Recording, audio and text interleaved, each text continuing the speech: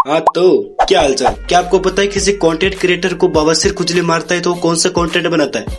ऐसे स्नेहा ने बिना बताए 20 बच्चों को जन्म दे दिया। टेकबर्नर ने गलती से 1 अरब बच्चों को जन्म दे दिया। ये कंटेंट क्रिएटर ऐसा कंटेंट जनरेट करेंगे जिसका संबंध ब्रह्मांड में दूर दूर तक नहीं है। तो आइए दोस्तों, आज हम बात करेंगे ऐसे ही कुछ बवासीर के कीड़ों की। तो चलिए शुरू करते हैं। टेकबर्नर ने गलती से 1 अरब बच्चों को जन्म दे दिया। गलती से? भाई पहली बात तो ये है कि गलती से कैसे बच्चे पैदा होते हैं, वो भी 1 अरब। 9, 18, 27। भाई टेकबर्नर पूरी उम्र भी ऐसी गलती करेगा तो भी उसको 100 उम्र लग जाएगी ऐसी बड़ी गलती करने के लिए। इसीलिए पूरा परिवार छत पर घर बसाने का सोचता है। तब भाई तो उसको परिवार मत बोल, वो पूरे देश की जनसंख्या हो सकती है। तभी भगवान के 3 ईगल आए और छत पर सोने के अंडे देके चले गए। वाह,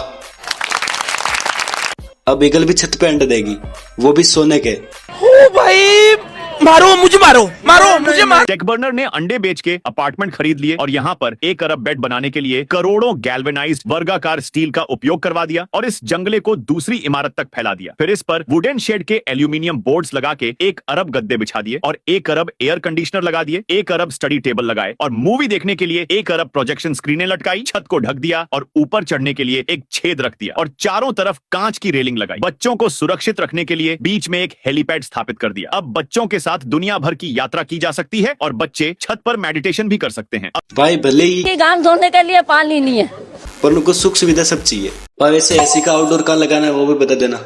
इमोशनल डैमेज। स्नेहा ने बिना बताए 20 बच्चों को जन्म दे दिया और बिना बताए?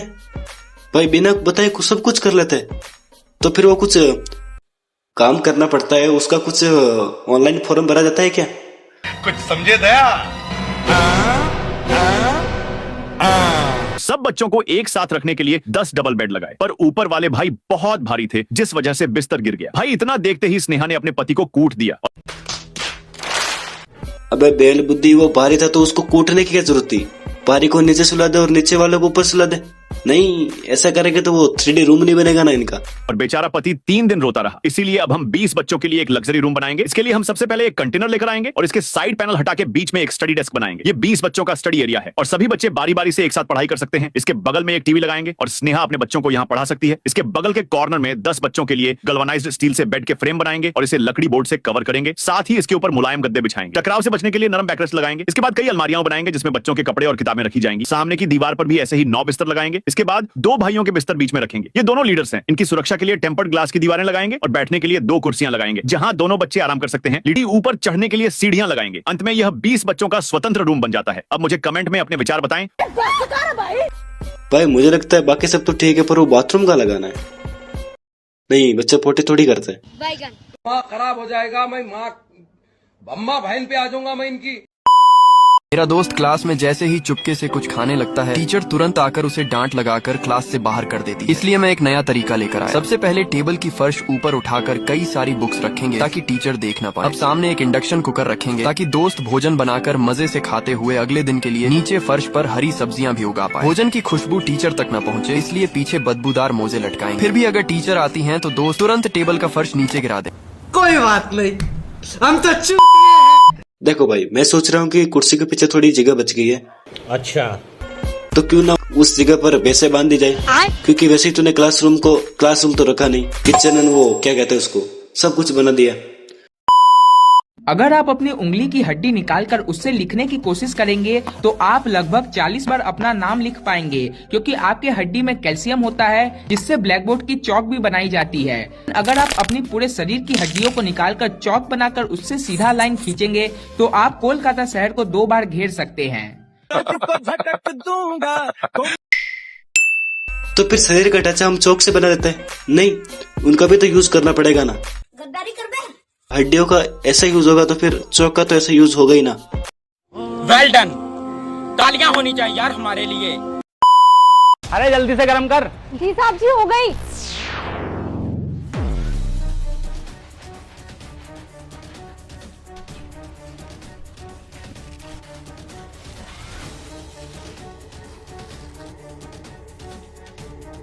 इसलिए कहते हैं चोरी में भी अक्ल की जरूरत होती है। क्या अक्ल की जरूरत होती है? ये किसने कहा? अबे छोटे बैल के छोटे पिछवाड़े, इतनी देर में तो तू नई थैली लेके आता था और उससे भी ज्यादा मूंगफली लेकर चला जाता। लगता है दीदी के दिमाग की तरह सिलेंडर भी खाली हो चुका है, तभी ये गैस नहीं जल रहा है। ठीक है उधर चल। अबे क्या फ्रॉडगिरी लगा रखी है तूने? साहब जी हमारी ना मूंगफली गर्म करवा के लेके नहीं जा रहे थे, उसके अलावा तो इन्होंने ऐसा कुछ भी नहीं किया है। मूंगफली लेके भी नहीं जाएगा, क्योंकि जितनी मूंगफली से चाहिए होंगी ना उतनी मूंगफली तो इसने चुरा ली है। चुरा ली है?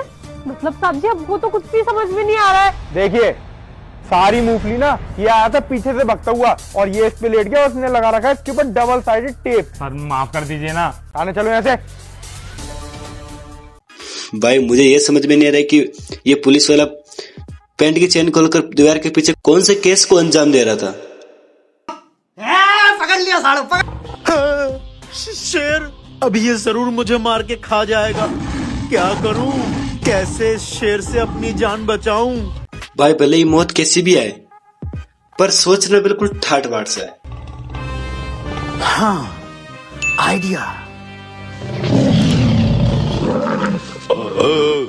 आज तो शेर की बिरयानी खाने में मजा ही आ गया। अब किसी अच्छे शेर की तलाश है, कोई शेर मिल जाए, शिकार करूंगा और फिर उसकी बिरयानी बना के खाऊंगा। पर्सनालिटी में फर्क नहीं आना चाहिए ब्रो। अरे ये किसान तो बहुत तेज लगता है, भागो यहाँ से वरना ये मेरी बिरयानी बना के खा जाएगा। भाई ये शेर कब इंसानों की भाषा समझने लग गए। बम्मा बहन पे आ जाऊंगा मैं इनकी। भाई हमने भी 10वीं क्लास में बुद्धिमती वाली कहानी पढ़ी थी, पर हमने उनको इतना सीरियस नहीं लिया जितना तो इस बेल बुद्धि ने ले लिया है। अरे वाह, मेरे तेज दिमाग के आगे शेर ने घुटने टेक दिए, भाग गया शेर। अगर भाई इसे दिमाग कहते हैं तो हम बिना दिमाग के ही ठीक है। भाई इससे पहले कि मेरा दिमाग का अनुमस्तिष्क खराब हो जाए, मैं इस वीडियो को यही एंड करता हूँ।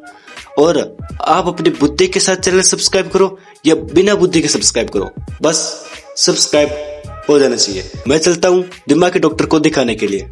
Bye bye. आज के लिए फिलहाल इतना ही। आपकी तरह मैं भी मायूस हूँ, लेकिन उम्मीद पर दुनिया कायम है। दिल दुखा है लेकिन टूटा तो नहीं है, और उम्मीद का दामन छूटा तो नहीं है। इसलिए आज के लिए इतना ही।